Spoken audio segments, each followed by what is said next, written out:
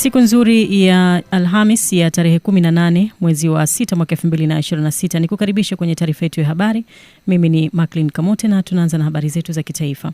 Waziri Mkuu wa Jamhuri ya Muungano wa Tanzania Dr. Mwigulu Nchemba amesema tofauti za mifumo ya huduma za afya kati ya Tanzania bara na Zanzibar hazipaswi kuwa chanzo cha mgawanyiko miongoni mwa Tanzania. Akijibu maswali ya papo kwa hapo bungeni Dodoma, Dr. Mwigulu amesema muungano wa Tanzania umejengwa juu ya undugu na mshikamano, hivyo masuala ya matibabu yanapaswa kuimarisha ushirikiano badala ya kuleta mivutano. Amefafanua kuwa mifuko ya bima ya afya ya National Health Insurance Fund yani NHIF na Zanzibar Health Services Fund yani ZHSF ina makubaliano yanayowaruhusu wanachama kupata huduma za matibabu pande zote mbili za muungano katika hospitali zinazotambua bima hizo. Kwa mujibu wa Waziri Mkuu, Mzanzibari mwenye kadi ya ZHSF anaweza kutibiwa katika hospitali zinazopokea NHIF Tanzania bara, huku wanachama wa NHIF kutoka bara akipata huduma Zanzibar katika vituo vinavyokubali ZHIF. Hata hivyo, mtu asiye na bima atalazimika kulipia matibabu kwa fedha taslim bila kujali anatoka upande gani wa muungano.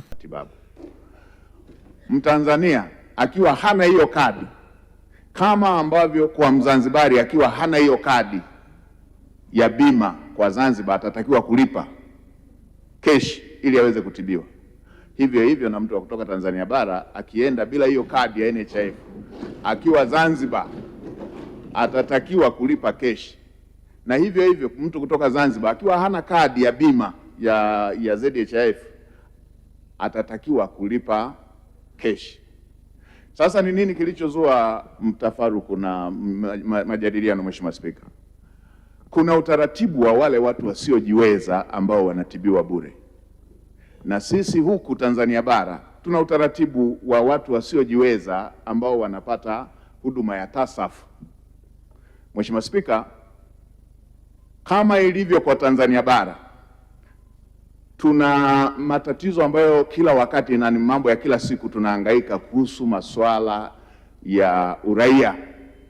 Tuna watu wa kutoka nchi jirani huku kwa ajili ya kimahusiano, ngoja nisitaje moja moja, lakini mnajua wanaokuja. Na ninyi hapa mkifuatilia historia zenu mtakumbuka kuna watu tumesoma nao tukiwa tunapata boom pamoja, tumesoma wote elimu ya sekondari, tumesoma wote elimu ya chuo. Mara baada ya kumaliza elimu ya chuo, huku akiwa amesoma kwa boom la Tanzania, unamsikia anashikilia ofisi nchi. Sio Mzanzibari, hana kadi ya Uzanzibari, lakini kwa njia za kinyemela anapata kadi hiyo. Kwa hiyo hili wala si jambo la kutugawa, Mheshimiwa Spika na waheshimiwa bunge na waheshimiwa Tanzania. Hili ni jambo la kutuunganisha zaidi ili taasisi zetu za uhamiaji ziendeleze uimara katika kujua yupi ni raia wa Tanzania, yupi anastahili kuwa na kadi ile ya Mzanzibari, ili kuweza kuondoa hii mianya ya watu kutoka nje ya Tanzania kuja kunufaika na rasilimali za Tanzania. Katika hatua nyingine, Waziri Mkuu Mwigulu Nchemba amesema serikali inatarajiwa kuanza kuwalipa kifuta jasho askari waliojitolea katika vita dhidi ya Idi Amin wa Uganda mwaka 78 mpaka mwaka 79. Waziri Mkuu Dr. Mwigulu ameeleza hayo wakati akijibu swali la mbunge wa Njombe Deodatus Mwanyika aliyetaka kujua ni lini serikali itawalipa kifuta jasho askari hao, ambapo Waziri Mkuu Mwigulu Nchemba amesema tayari serikali imefanya mabadiliko ya sheria ambapo sasa askari hao watatambulika kisheria kutokana na hapo mwanzo kutotambulika. Mheshimiwa Spika, hivi tunavyoongea, mwaka jana kupitia tangazo la serikali la mwezi wa 6 mwaka 2025, tangazo la serikali sasa baada ya marekebisho ya sheria kuhusu mafao ya hao maveterani, sasa lilishawatambua wapiganaji hao. Kwa hiyo tangazo la serikali lilishatoka la kuwatambua kupitia ya mwaka jana Juni, mnamo mwezi Juni. Jambo la pili ilikuwa sasa ni kuwahakiki wapiganaji hao ambao bado wapo, ambao wanatakiwa kunufaika na hatua hiyo. Mheshimiwa Spika, swala la uhakiki pia lilishakamilika, ambapo nikirejea takwimu nilizozipata wakati ule nikiwa kwenye nafasi ya waziri wa fedha, ni takribani wapiganaji 7,200 hivi. Kwa hiyo na swala la uhakiki lilishafanyika.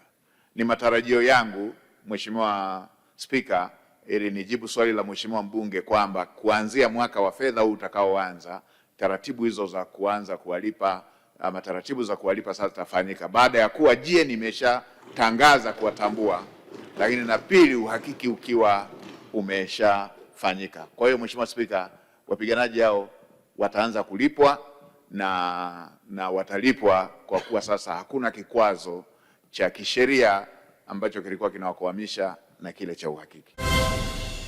Serikali imesema hadi sasa hakuna mgonjwa wa Ebola nchini na hali ya usalama wa afya imeendelea kuwa nzuri licha ya tishio la ugonjwa huo kuripotiwa kuwepo katika nchi za Jamhuri ya Kidemokrasia ya Kongo na Uganda. Waziri wa Afya Mohamed Mchengerwa amesema hayo jijini Dodoma wakati akitoa taarifa kwa umma kuhusu mwenendo wa tishio la ugonjwa wa Ebola na hatua zinazoendelea kuchukuliwa na serikali kuzuia ugonjwa huo kuingia nchini. Mchengerwa amesema kutokana na mwingiliano wa watu pamoja na shughuli za kijamii na kiuchumi kati ya Tanzania na nchi jirani, serikali imeendelea kuchukua hatua za mapema na za kina ili kuhakikisha ugonjwa huo hauingii nchini. Amesema hatua hizo ni pamoja na kuimarisha ufuatiliaji wa tetesi katika jamii na kufanya uchunguzi wa afya kwa wasafiri wanaoingia nchini kupitia mipaka, bandari na viwanja vya ndege ili kubaini mapema viashiria vya ugonjwa huo. Kwa mujibu wa waziri huyo, hadi sasa jumla ya tetesi 64 kutoka mikoa 21 zimeripotiwa, ambapo kati ya hizo wahisiwa 11 walikidhi vigezo vya uchunguzi wakachukuliwa sampuli na baada ya kupimwa walibainika kutokuwa na maambukizi ya Ebola. Tanzania haina mgonjwa wa Ebola. Ni kupeleka na kusimamia na kusimika maabara 2 jongezi zenye uwezo wa kupima sampuli za Ebola katika mikoa ya Kagera na mikoa ya Kigoma ili kusogeza huduma ya upimaji wa sampuli za wahisiwa karibu na wananchi katika maeneo yanayopatikana na nchi zenye mlipuko. Lakini 5 ni kujongea uwezo wa watu wa huduma za afya nchini kupitia mafunzo ya aina ya ana kwa ana ya mtandao ambapo jumla ya watu wa huduma 1045 wamefikiwa. Aidha, elimu ya kinga dhidi ya Ebola imetolewa kwa wasafiri, watu wa huduma za jamii katika maeneo mbalimbali ya mipaka yetu ya nchi yetu, sambamba na uhamasishaji wa umma kupitia njia na vyombo mbalimbali vya habari. Tunaelekea huko mkoani Mwanza. Kamanda polisi mkoa wa Mwanza, naibu kamishna wa polisi Wilibodi Mutafungwa amewataka wananchi wa kata ya Mandu kuhakikisha wanashirikiana na jeshi la polisi kwa kutoa taarifa za uhalifu na vitendo vya uhalifu vinavyotokea katika maeneo yao ili hatua stahiki ziweze kuchukuliwa kwa haraka. Kwa taarifa zaidi tuungane na Bright Dismas. DCP Mutafungwa ametoa wito huo jana wakati akizungumza na wananchi wa mtaa wa Igoma Machinjioni, kata ya Mandu, wilaya ya Nyamagana, mkoani Mwanza, katika kikao cha kusikiliza changamoto, kero na maoni ya wananchi ili kupata ufumbuzi wa haraka kupitia doria na misako ya kiusalama. Aidha, amewasisitiza wananchi kuendelea kutii sheria za nchi na kushiriki kikamilifu katika kulinda na kudumisha amani iliyopo, akielezea kuwa usalama ni jukumu la kila mwananchi na si jeshi la polisi pekee. Jeshi la polisi katika mkoa wa Mwanza, sisi viongozi tutaendelea kuwasimamia askari waendelee kufanya kazi kwa weledi. Nasema kwa weledi ikiwa ni pamoja na utunzaji wa siri wanazopata kupitia taarifa wanazopata kutoka wananchi. Weledi nikiwa nasema kupitia kuwaelekeza askari wetu waendelee kufanya ukamataji salama. Nimesikia kilio cha watu wengi hapa kwamba ukamataji wakati mwingine sio salama, au sio? Kuna wakati ambapo askari wanatumia nguvu nyingi kupita kiasi. Tunaomba usikae kimya kama tukio kama hilo limekukuta, na sisi mkiripoti kwetu kama viongozi tutachukua hatua. Changamoto kubwa tulionayo kwenye maeneo yetu ni ulevi, tena ulevi wa kupindukia, ambapo vijana wengi wanajihusisha na ulevi, wanafanya vitu vya ajabu. Hayo ndio tumekuja kuwakumbusha viongozi na wazee wa maeneo mbalimbali katika maeneo haya.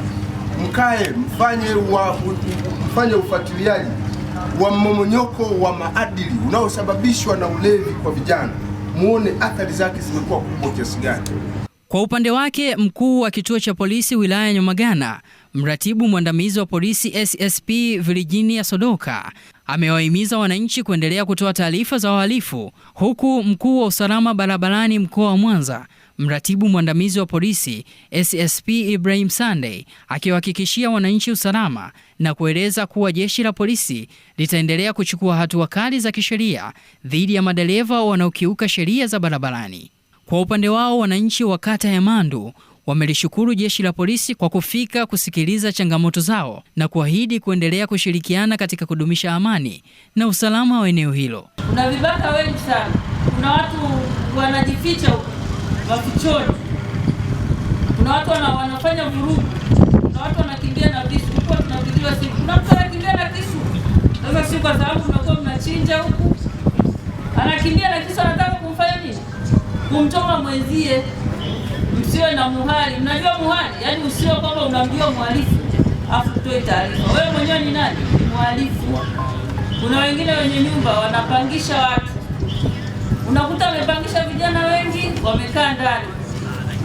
Mchana anashinda wamelala kutwa nzima. Usiku wanaenda kazini, usiku wanaenda kazini, mchana kutwa anashinda wamelala. Ni watoto wetu ambao tuko nao nyumbani, tumewalea wenyewe, ni kundi la bodaboda. Sawa sawa? Watoto wetu au sio bwana? Imebaki ni kundi pekee ambalo limekuwa linaitumia barabara vibaya. Halijali watumiaji wengine wa barabara.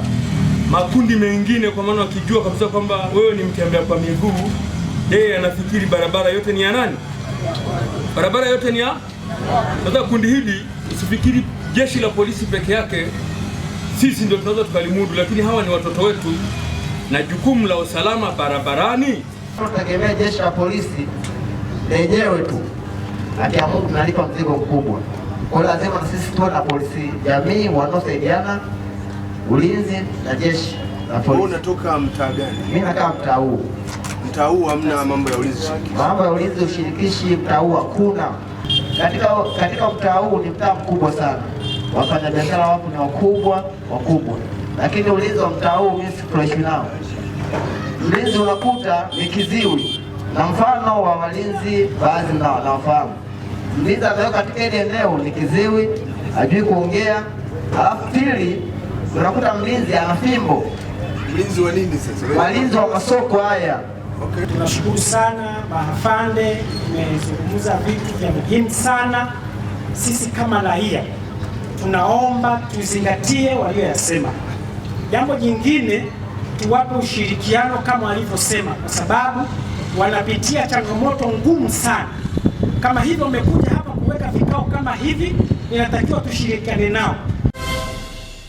Na sasa ni uko jijini Dar es Salaam. Walimu kutoka Mamlaka ya Elimu na Mafunzo ya Ufundi Stadi VETA wamepatiwa elimu ya jinsi ya kukabiliana na mabadiliko ya teknolojia duniani na matumizi ya mifumo wa akili unde AI ili kuendana na kasi ya maendeleo nchini. Akizungumza Juni 17 Dar es Salaam, mkurugenzi wa mafunzo na elimu ya ufundi stadi katika Wizara ya Elimu Dr. Frederick Salukele wakati wa ufunguzi wa mafunzo hayo yaliyofanyika chuo cha VETA Kipawa kwa baadhi ya walimu kutoka mikoa mbalimbali, amesema matarajio ni kwamba baada ya mafunzo hayo wakawe mabalozi wa kuwafundisha wenzao. Wa wadau wa maendeleo kama Microsoft, KPMG, Tablet International Academy ambao wanatoa mafunzo kwa walimu wetu wa kutoka VETA za wilaya na mkoa. Wako walimu kutoka VETA zetu 10 kwa ajili ya kuweza kuwafundisha wao waende wakawafundisha wenzao namna ya kufundisha masomo ya ufundi stadi kwa kutumia AI. Sasa ili tuweze kupeleka AI kwa vijana wetu ambao tunawafundisha elimu nchini Tanzania, lazima na mwalimu pia afahamu AI. Mnafahamu kwamba sera ya elimu na mafunzo ya mwaka 2014 toleo mwaka 2023 na dira ya mwaka 2050 imesisitiza matumizi ya teknolojia kwenye ngazi zote. Sasa leo tuko hapa kwa ajili ya kuzindua mafunzo. Kwa upande wake, mdau wa elimu Alex Barakabize amesema mafunzo hayo maalum kwa wakufunzi hao yamejikita katika kuwafundisha kwa vitendo matumizi ya akili unde, huku bwana Michael Toto, mwakilishi mkazi wa UNESCO, akifafanua kuwa wameungana kwa pamoja na Tanzania katika kuongeza hamasa na matumizi ya teknolojia ya akili unde ili kuchagiza maendeleo. Mafunzo haya ni maalum kwa kweli kuwapa ujuzi wa vitendo wakufunzi wetu kutoka vyuo vya VETA 13 nchini ambao awamu ya kwanza unafanyikia hapa VETA Kipawa. Kwa upande wa Wizara ya Elimu, Sayansi na Teknolojia, tumeandaa miongozo mbalimbali na mikakati mbalimbali ya matumizi ya teknolojia za kidijitali katika elimu. Moja ni mkakati wa matumizi ya teknolojia za kidijitali 2025 mpaka 2030, unaoitwa National Digital Education Strategy, ambao ni mpango mkakati wa serikali wa kuhakikisha matumizi ya teknolojia za kidijitali, mathalan artificial intelligence au akili unde, yanatumika katika ujifunzaji na ufundishaji kwa ngazi zote.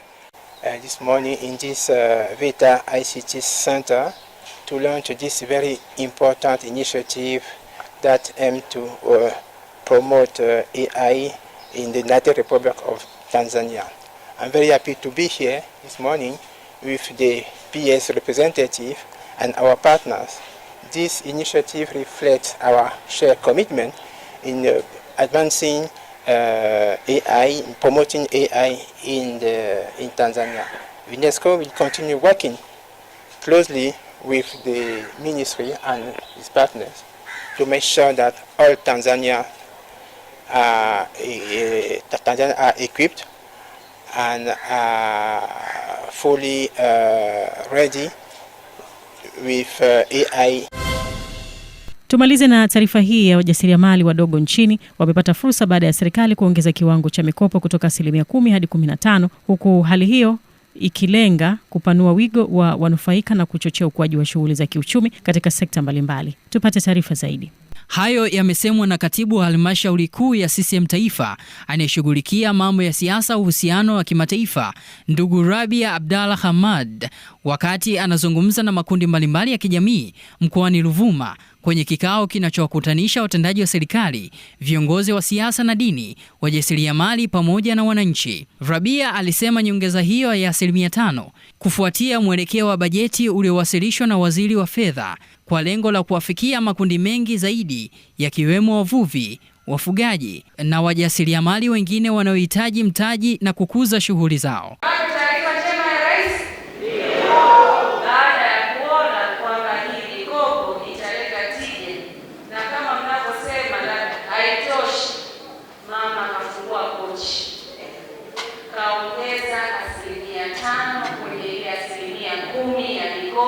Sasa mnaenda kupata 10%. 5% hii imewekwa kimkakati sana.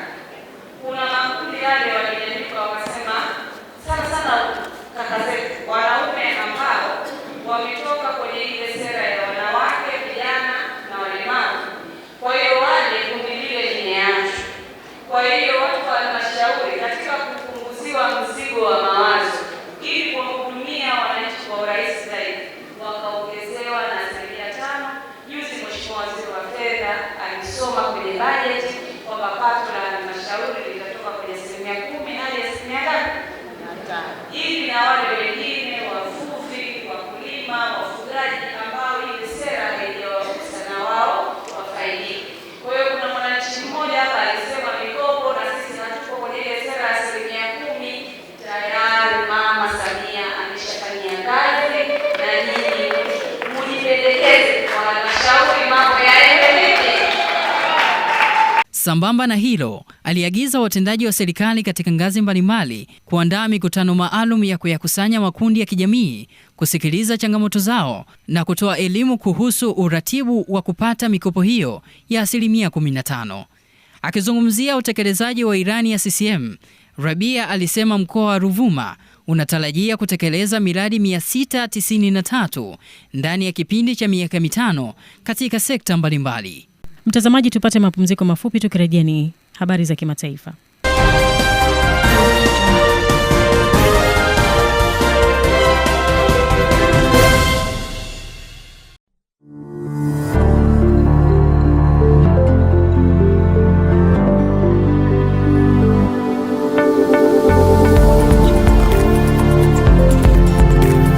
The best radio station. Abud FM.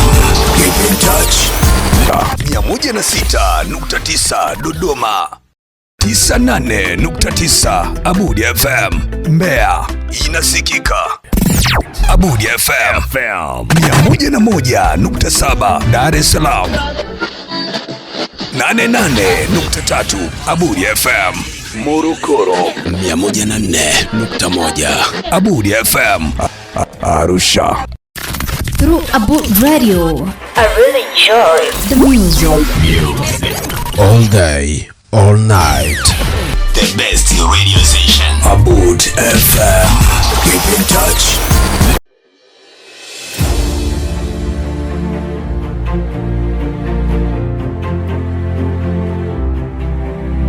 Karibu Abud Bus Service Limited, ni kampuni bora katika usafirishaji mizigo pamoja na abiria. Karibu katika ofisi zetu mpya zilizopo hapa Urafiki, mkabala kabisa na kituo cha polisi cha Urafiki. Tuna safari za kutoka Dar es Salaam kuelekea mikoa mbalimbali kama Arusha, Mwanza, Bukoba, Musoma, Mbeya, Iringa, Tabora, Tunduma. Vile vile usafiri wa kutoka Kigamboni mpaka Arusha, Arusha mpaka Kigamboni.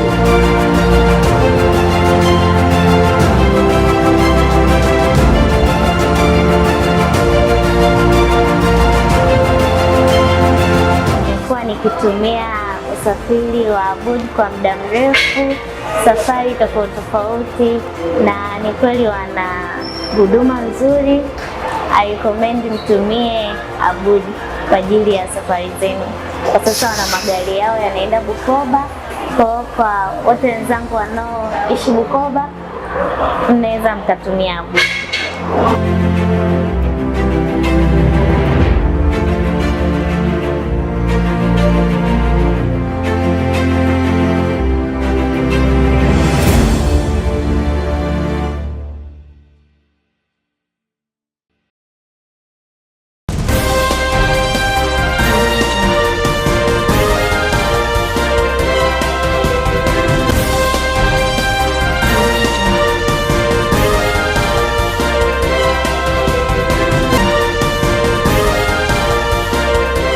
Tumerejea mtazamaji, na asante kwa kuendelea kutazama taarifa yetu ya habari. Mkusanyiko wa habari za kimataifa, tuungane na mwanahabari wetu. Kutoka katika mataifa mbalimbali duniani, haya ni matukio muhimu yanayovuta hisia za jumuiya ya kimataifa. Karibu katika habari za kimataifa.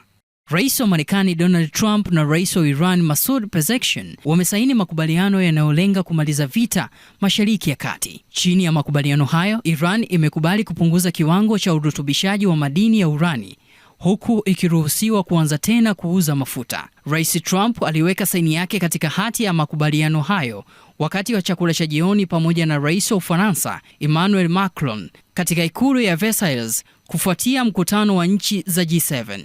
Msemaji wa Wizara ya Mambo ya Nje ya Iran, Ismail Bakei, amenukuliwa na shirika la habari la serikali la IRNA akisema kuwa waraka huo wa makubaliano umekamilika rasmi baada ya kutiwa saini na marais wa nchi husika. Chini ya makubaliano hayo, Marekani imeahidi kuregeza baadhi ya vikwazo na kusaidia kuanzishwa kwa mfuko wa dola bilioni 300 kwa ajili ya ujenzi mpya wa Iran.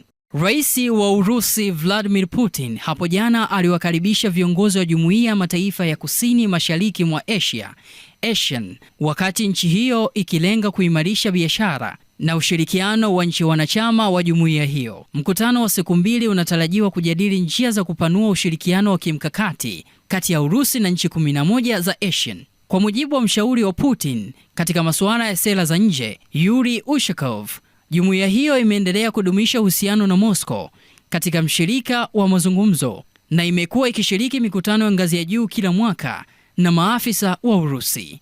Mkutano huo unaofanyika katika mji wa Kazan uliopo kando ya mto Volga unaadhimisha pia miaka 35 tangu kuanzishwa kwa uhusiano kati ya Urusi na nchi za ASEAN. Hiyo ndiyo duru ya habari za kimataifa. Endelea kufuatilia taarifa zetu kwa habari zaidi na za uhakika. Mimi ni Bright Dismas, Abud TV. Mtazamaji, asante sana kwa kufuatilia taarifa yetu ya habari leo, na tumefikia tamati. Kwa niaba ya wote waliofanikisha taarifa yetu ya habari, mimi ni Macklin Kamote. Endelea kuitazama Abud TV.